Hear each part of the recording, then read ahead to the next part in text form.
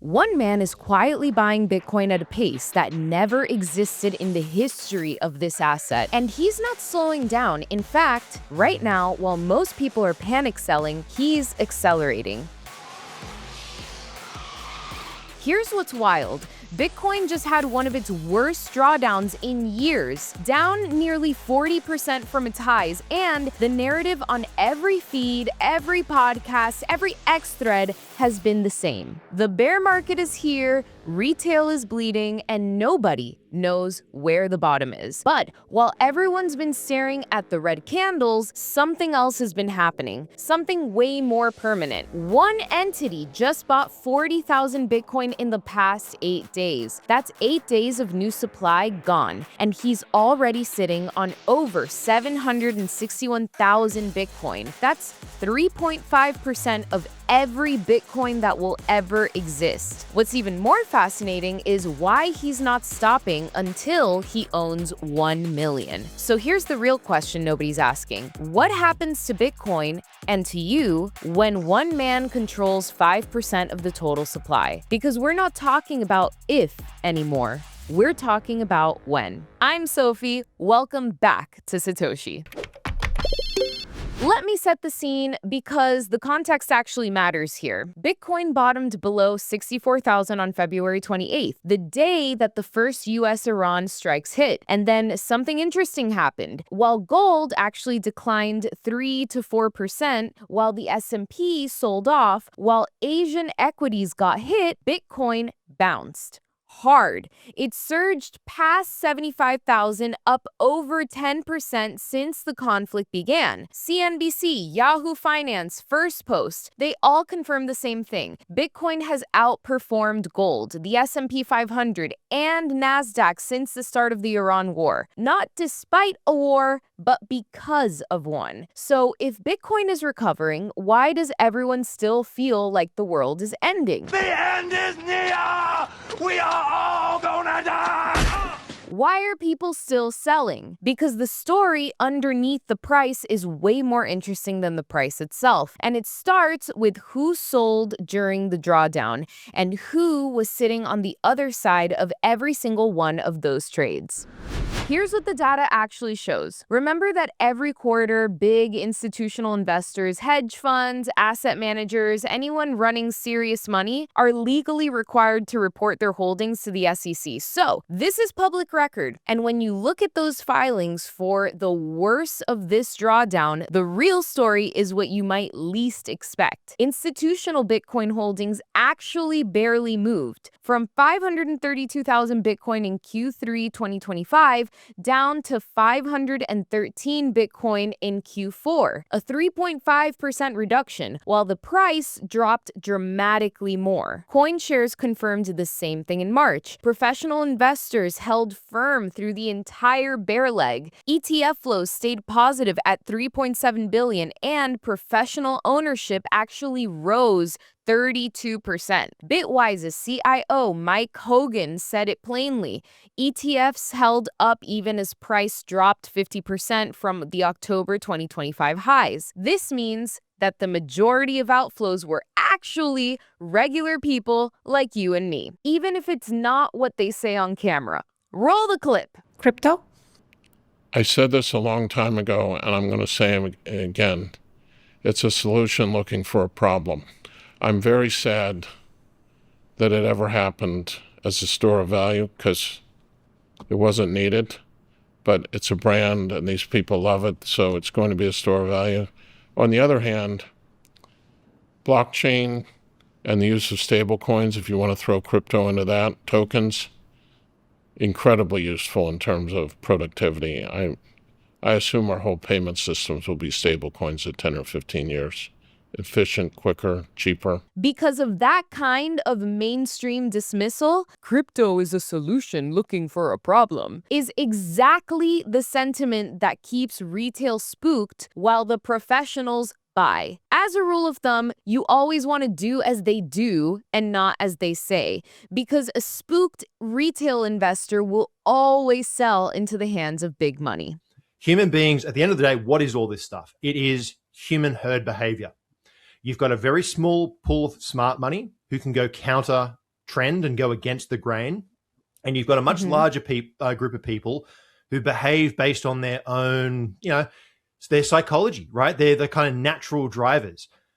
People feel safe to take leverage at 110K Bitcoin because it's just green candles all day, man. This thing just keeps going up. And likewise, journalists will only ever write a bearish article, not at 126, but at 60. Why? Because now it feels safe to jump in the bearish pool. There's enough red candles behind them that they start going, it's time to kill this thing again. It feels safe. And human beings, ironically, one of the great ironies of markets, and there are many, is the reason so few people are good at markets is your default instinct is almost perfectly wrong. And when everyone feels safe to do something, they're kind of the last person to jump in the pool, and then there's no one else to buy or there's no one else to sell. You're kind of doing the exact extreme thing that you shouldn't be doing. You got to flip it around.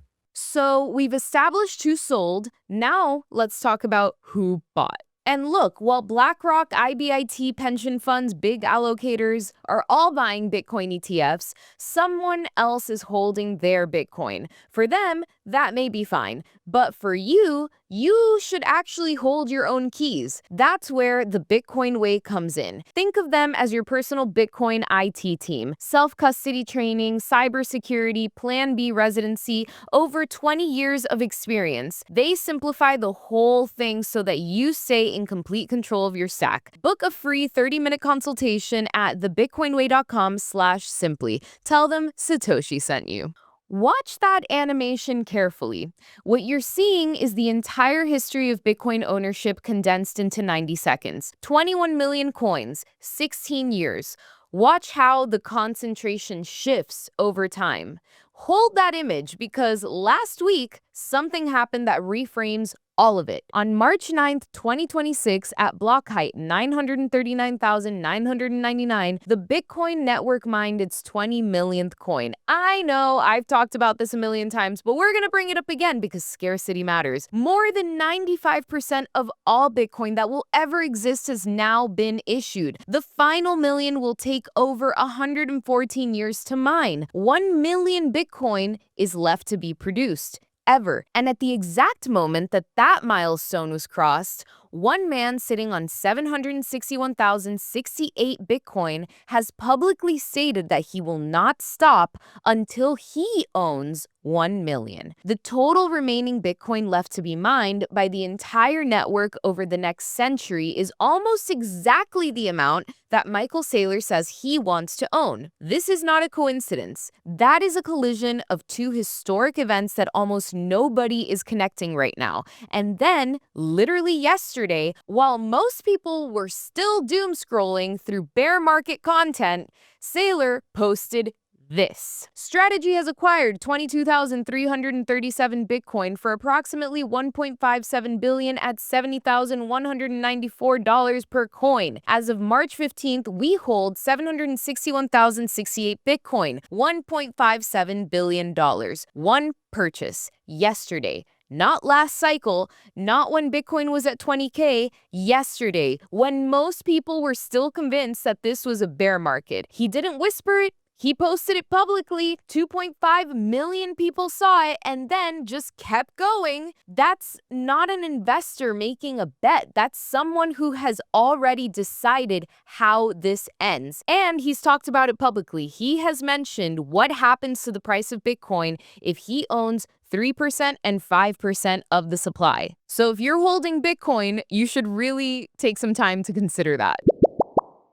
So now the question is, how does Saylor actually get to 1 million? The math is pretty simple. Strategy currently holds 761,068 Bitcoin. That's 239,000 away from the target. To hit 1 million by the end of 2026, they need to acquire roughly 6,000 Bitcoin per week. At current prices, that's somewhere around $22 billion remaining in deployment. And they're already running ahead of pace. 64,948 Bitcoin acquired in 2026 alone. We'll just keep buying, right? The price is going to go up. It's going to get exponentially harder, and the price is going to go up exponentially higher, and we'll just keep buying. And at some point, if we get to 5% of the supply, Bitcoin's probably going to be $1 million a coin. And if we get to 7.5% of the supply, Bitcoin will be 10 million a coin. And then if I'm lucky enough to grind to 10% of the supply, Bitcoin's going to be 50 million a coin, and someone will be whining that whatever, we have too much Bitcoin, but other people will have $400 trillion of wealth, So our view is it's a ratchet, and we're just going to keep cranking on the ratchet, and there's massive leverage here. And I think everybody's winning if we do that. Here's what that actually means for the market.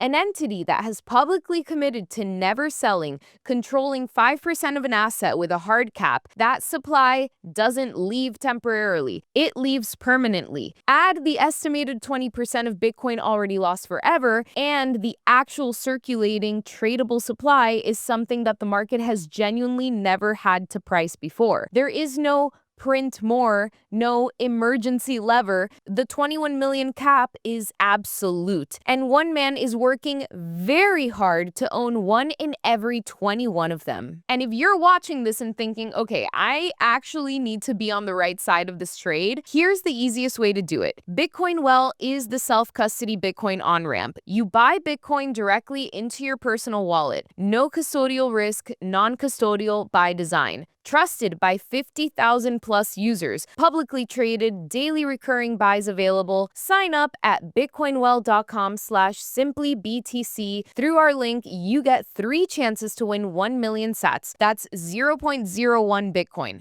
Not nothing. So sign up at bitcoinwell.com/simplybtc. I'm going to keep it 100 with you because I think that's the whole point of this channel. I'm not a financial advisor. I'm a mom of 2. My youngest is 2 months old. I'm running on not enough sleep, and I have a very real and very personal interest in Bitcoin going up. So when I say I've been paying close attention, I mean it.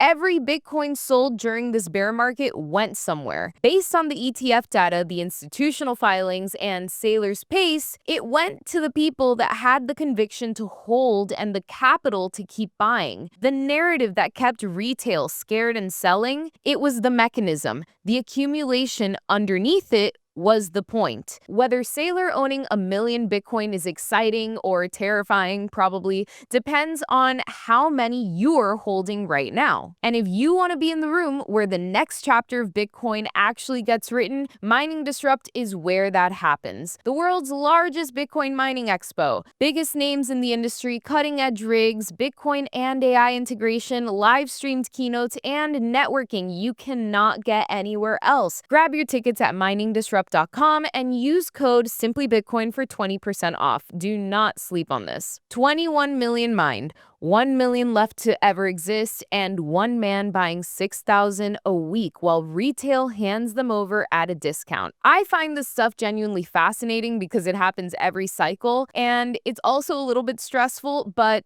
that's why they say hodl, hold on for dear life. Mostly, I'd really like some of those coins to still be mine, so that's why I'm gonna keep them. Thanks for watching Simply Bitcoin's Satoshi. Don't forget to smash the like button, share the show with your friends, drop a comment below. I read all of them. Follow me on X at InternetSophie, and as always, stack, slay, and stay bullish, baby.